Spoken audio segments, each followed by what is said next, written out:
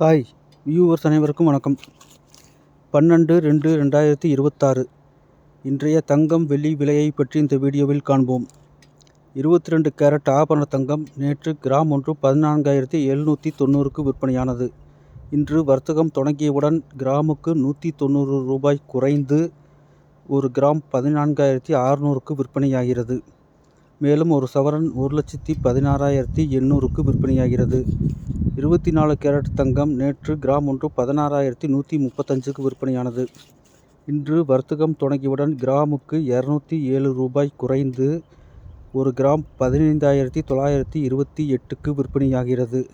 மேலும் ஒரு சவரன் 1,27,424க்கு விற்பனையாகிறது.